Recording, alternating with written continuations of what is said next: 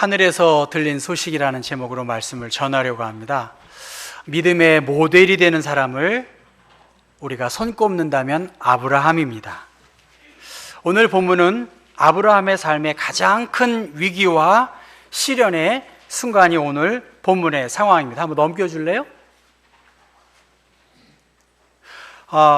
오늘 22장 1절 말씀 보면 그 일 후에 하나님이 아브라함을 시험하시려고 그렇게 말씀하십니다. 여기서 그 일 후라는 것은 아비멜렉과 평화조약을 맺은 그 상황입니다. 이제 어떻게 보면 아들 이스마엘과의 문제 속에서 사라의 갈등을 다 해결해서 사라와 더 이상 싸울 필요도 없는, 이제 100세에 얻은 아들과 더불어 가장 평안하고 행복하게 지낼 그 시절, 그 행복한 순간, 전쟁도 그치고 이제 노후를 잘 보내려고 하는 그 시절, 하나님이 이삭을 번제로 바치라는 그 명령을 내리셨습니다. 아브라함에게 있어서 이삭은 모든 것의 모든 것이 되겠죠. 정말 생명 같은 존재를 하나님께서 죽여 태워 바치라는 것입니다. 하나님이 왜 이러한 시험을 내렸는지 우리는 알 수 없어요. 하나님이 시샘을 하셨는지 알 수 없고, 어떻게 보면 하나님보다 더 이삭에게 마음을 빼앗겼는지, 그것을 하나님이 불쾌하게 여겨셨는지는 모르겠지만 그 아들을 바치라고 그렇게 명령하셨습니다. 히브리서 11장에는 그 행위에 대하여 믿음으로 드렸다 그렇게 말합니다. 그리고 다시 살리실 줄을 믿고 그렇게 드렸다 그렇게 이야기하지만, 그러나 이 창세기 22장의 말씀을 보면 그 어디에도 하나님이 이미 저 오른쪽 네 번째에 있는 그 순양을 예비해 놓고 이 모든 것을 안 후에 행한 것이라고 말할 수도 없습니다. 아브라함이 이미 알고 있었다면 그만큼 하나님께서 아브라함에게 믿음 좋다고 칭찬하지 않았을 것입니다. 그는 하나님의 준엄한 명령 앞에 아침 일찍 일어났고 종들이 해야 할 일까지도 몸소 나무를 쪼갰고 나귀의 짐을 싣는 일까지 도맡아 했습니다. 그리고 3일 길을 걸었고 먼 모리아 산이 보이는 그곳에서 왼쪽에 보이는 두 종을 내려놓고 여기에 머물라고 하고 오른쪽에 있는 저 이삭에게 장작을 지우고 단 둘이서 모리아 산으로 가게 되었습니다. 그는 지난 밤도 지새울 수 없었을 것이고 얼마나 하나님께 서운하고 억울하고 원망스럽겠습니까? 종들도 평상시와 다른 주인의 모습을 봤을 것이고 아들 이삭 또한 평소와 다른 그러한 아버지의 느낌을 육감적으로 느꼈을 것입니다. 그러나 성경 어디에도 이러한 분위기에 대하여 설명하지 않고 이삭은 짐을 지고 아브라함과 이렇게 가고 있는 것입니다. 만약 저기에서 두 종을 함께 모리아산으로 갔다고 했다면 어떻게 될까요? 아마 그들이 아브라함 정신이 있어요? 하면서 아브라함을 뜯어 말렸을 것입니다. 그러니까 아브라함은 하나님의 명령을 받고 철저하게 준비했고 그 일을 실행하기 위한 기회와 그 기회를 엿보다가 이제 결정적으로 칼로 죽이려고 하는 그 순간에 하나님이 개입하셨던 것이 오늘 본문의 상황입니다. 온전한 정신으로 감행하기 어려운, 눈물도 있었을 것이고 감정이 복받쳤을 것이고 멀쩡한 청소년에 해당하는 저 이삭을 어떻게 그 저항을 물리쳤을지 알 수 없어요. 그러나 하늘로부터 아브라함아 그 아이에게 내 손을 대지 말아라, 그에게 아무 일도 하지 말라, 내가 내 아들 내 독자까지도 내게 아끼지 아니하셨은즉 내가 이제야 내가 하나님을 경외하는 줄을 이제야 알겠다, 그렇게 하나님께로부터 하늘에서 들린 그 소식을 듣게 됩니다. 하나님이 차지치는 사람이 누구일까? 하나님이 완전한 사람을 찾는다고 보지는 않아요. 그런데 오늘 우리들은 완전한 사람, 흠이 없는 사람, 그러한 사람을 기대하고 있지요. 그런데 오늘 아브라함을 통해서 볼 수 있는 것은 문제의 연속, 끊임없는 그 상황에서 아브라함이 하나님의 뜻을 쫓았다는 거고요. 할례를 받으라, 할례를 행했고, 조카를 위해서 양보했고, 조카가 위기에 처한 그 상황에 대하여 자기의 생명까지도 아끼지 않고 전쟁에 나갔고, 또한 소돔과 고모라의 멸망에 대하여 그는 중보자로 다리 역할을 하는 일에 주저함이 없었습니다. 이 아브라함의 행태에 대하여 그 어떠한 상황에서도 내 생각과 내 경험과 나의 주의 주장이 드러나지 않았다는 거예요. 여러분, 교회 생활 여러분 다 하실 만큼 하셨지요.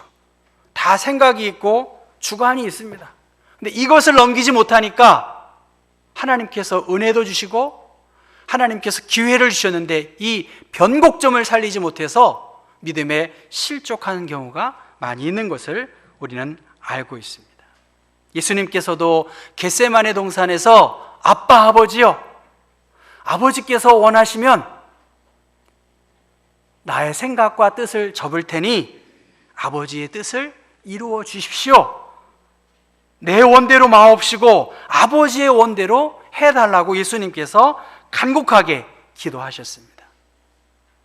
예수님은 기도하셨는데 제자들은 잠자고 있었어요. 예수님은 하나님의 뜻을 구하고 있었는데 제자들은 영적인 어두움 속에서 습관적으로 앉아있긴 앉아 있었는데 졸고 있었다는 것입니다. 그래서 예수님은 베드로에게 내가 한 시도간도 기도하지 못하고 있구나, 한 시간만이라도 깨어서 기도해라. 마음에는 원이로되 육신이 약할 수밖에 없다. 기도 외에, 하나님의 능력 외에 되더냐? 기도해야지. 여기서 시험에 들지 않도록 예수님이 요청하신 것은 깨어 기도하라는 것입니다. 아브라함 또한 기도했고 그랬기에 내 생각과 경험과 주의 주장이 드러나지 않았습니다.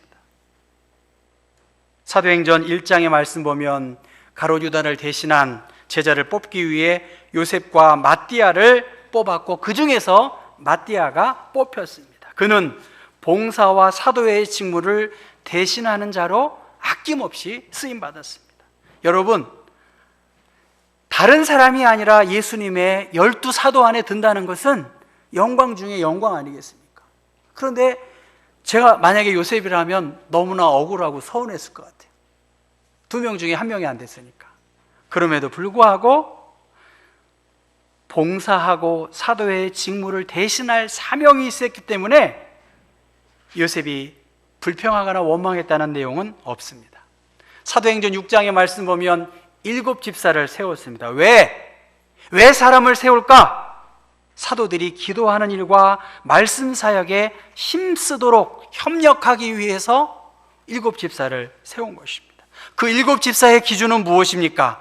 성령과 지혜가 충만한 사람, 그리고 칭찬받는 사람.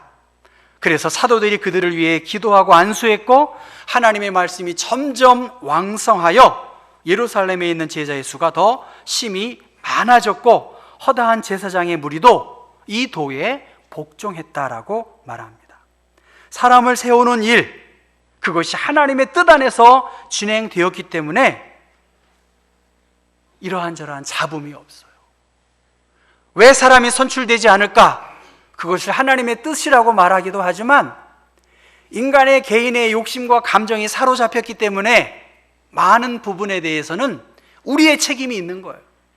우리의 책임을 가지고 하나님의 뜻이라고 말한다고 하면 이것은 하나님을 망령되이 일컫는 부분도 될 수 있다는 것입니다. 자신의 부르심, 그리고 교회 공동체 안에서 이 위기의 상황에서 하나님의 뜻을 따르느냐, 아니면 아브라함에게 이 찬스가 왔는데 말이 됩니까 하고 하나님의 이 명령에 대하여 거부하느냐에 따라 그 결과는 엄청나게 차이가 있는 것이죠. 누가 믿음의 좋은 본이 될 수 있을까요? 정말 누가 주님의 마음을 시원케 하는 목회자가 되고 장로님이 되실 수 있을까? 저는 경복교회 당회실에 걸려있는 장로님들 사실 늘 보고 있습니다. 그리고 저는 대외적으로 나갔을 때 경복교회 담임 목사로서 자긍심을 가지고 저는 말하고 있어요. 그러나 내부적으로 우리 안에서의 저의 여러분들에게 드리는, 어떻게 보면 불편하실 수도 있지만 더 경각심을 일으키자라고 도전하는 말을 하기도 합니다. 누가 좋은 믿음의 리더가 될 수 있을까? 끊임없이 번민과 갈등 속에서 하나님의 뜻을 헤아리는 거 아니겠어요? 자기를 부인하고 말씀과 기도 외에는 우리의 신앙이 견고할 수 없음을 인정하는 거죠. 하나님을 인정하지 않고 왜 교회에 나오겠습니까? 하나님을 인정하고 하나님께 인정받기 위해서 말씀과 기도 외에 이런 이유가 나갈 수 없다는 것처럼 생명의 성령의 법이 죄와 사망의 법에서 너를 자유케 했다는 이 복음, 이거 외에 우리가 무엇을 기대하고 무엇을 소망할 수 있겠습니까? 하나님의 섭리와 하나님의 계획하심 앞에 나의 지식, 나의 경험, 나의 학문 비교할 수 있겠냐는 것입니다. 아들을 죽여 태워 바치라는 이 하나님의 준엄한 명령 앞에 이것을 과거의 이야기로, 전설의 이야기로, 그것이 아니라 지금 내 생각과 가치관 중에 이삭과 같은 귀한 것으로 가득 차 있다고 한다면 하나님은 그것을 태우고 부인하라고 아브라함처럼 영원한 하나님의 나라에 대한 소망, 그 영광을 바라보았기에 믿음으로 결단하라고 세상적 능력과 적자 생존과 약육 강식의 지배 논리로 사람을 세우고 자기의 이익을 대변하는 사람들, 그러한 사람들을 선택하는 것이 아니라 아브라함처럼 삶의 위기 속에서도 하나님의 뜻을 쫓는 사람, 자기를 부인할 수 있는 사람, 하나님의 계획에 그 영광의 소망을 바라보고 믿음으로 살아가는 그 사람에게 대하여 이제야 내가 하나님을 경외하는 줄을 이제야 알았다. 이러한 하늘의 소리를 듣는 사람이 우리 모두가 되어야 할 것입니다. 우리 경복교회 한 분 한 분 모두가 주님의 이름이 정말 이 공동체 안에 드러나기를 소원한다고 한다면, 하나님의 계획하심이 사람을 통해서 정말 영광스럽게 드러난다고 한다면, 신령과 진정으로 말씀과 기도하는 일에 집중하는 일에 우리가 마음을 모으려는 일에 사람을 세우려고 할 때 왜 잡음이 있겠습니까? 고린도후서 5장 20절 말씀 보면 너희는 하나님과 화목하라고 하셨어요. 전 여러분이 하나님과 화목된 존재로 살아가시기를 주님의 이름으로 부탁합니다. 하나님과 화목하셔야 돼요. 하나님과 화목한 것 이상으로 앞설 수는 아무도 없습니다. 하나님과 화목한 사람, 하나님과 깊은 교제를 이루고 있는 사람이 하나님의 뜻 안에서 하나님의 합력하여서 선을 이루시는 일들을 위해서 협력할 수밖에 없습니다. 다 생각이 있습니다. 자식도 내 맘대로 안 되지 않습니까, 여러분? 자식도 내 맘대로 되는 분 있으면 제가 굉장히 존경하고 싶어요. 자식도 내 맘대로 안 돼. 어떻게 나와 다른 사람들을 내 마음대로, 내 뜻대로 하려고 합니까? 적어도 교회의 기준은 하나님이시고 말씀과 기도 가운데 이 일을 행하시는 분이 하나님이심을 여러분 다시 한번 기억하셔야 합니다. 우리가 진정으로 들어야 할 소리는 하늘의 소리입니다. 전 지난주에 화요일부터 금요일까지 기도원 갔다 왔어요. 마음이 너무나 힘들더라고요. 그러나 제가 그냥 경복교회에 온 거 아닙니다. 나약해서 간 것이 아니라 하나님께 기도해야 되겠구나. 하나님의 뜻을 좀 물어봐야 되겠구나. 하나님께 절대적으로 이 문제를 맡겨야 되겠구나. 말로는 하나님의 뜻이라고 말하면서 실질적으로는 사람의 생각으로 가득 차 있다면 이건 하나님의 뜻이 아닙니다. 그래서 마음에 평안과 위로도 얻고 왔습니다. 어수선한 상황에 염려가 많이 있습니다.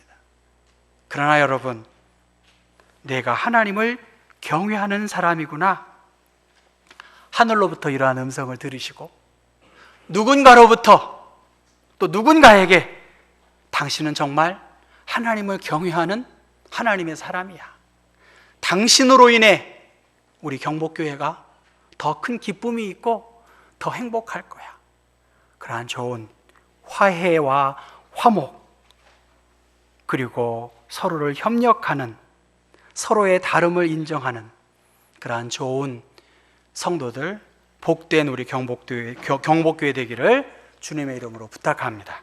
기도하겠습니다. 거룩하신 하나님, 우리 주님께서 겟세마네 동산에서 땀방울이 핏방울이 되도록 기도하셨듯이, 그래서 얻은 결론은 나의 뜻이 아닌 아버지의 뜻이 우리 가운데 온전히 드러나기를 우리가 기도합니다.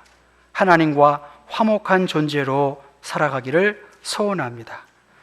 우리 경복교회가 하나님을 경외하고 더욱 말씀과 기도로 든든히 서갈 수 있는 아브라함과 같은 믿음의 모델들이 더 많이 배출되어서 교회를 교회되게 하고 습관적인 모든 낡은 신앙에서 믿음의 주님이시고 우리를 온전케 하시는 하나님의 능력의 장중에 사로잡힌 바 된 시련과 어려움 속에서도 주님의 동행하심 속에서 주님의 영광을 바라고 바랄 수 있는 하나님의 교회로 인도하여 주옵소서.